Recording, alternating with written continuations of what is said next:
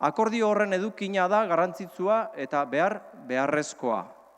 Euskadiko nazio errealitatea aitortzea, euskera, euskal kultura, gure eskubide historikoetatik jatorkun autogobernuaren berezitasuna.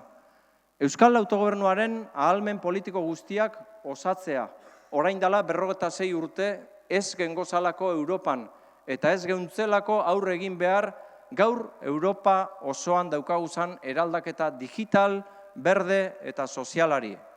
Eta zelan ez, batez be, aldebiko harreman eredua eta berme sistema inpartziala bermatzea behar dugu.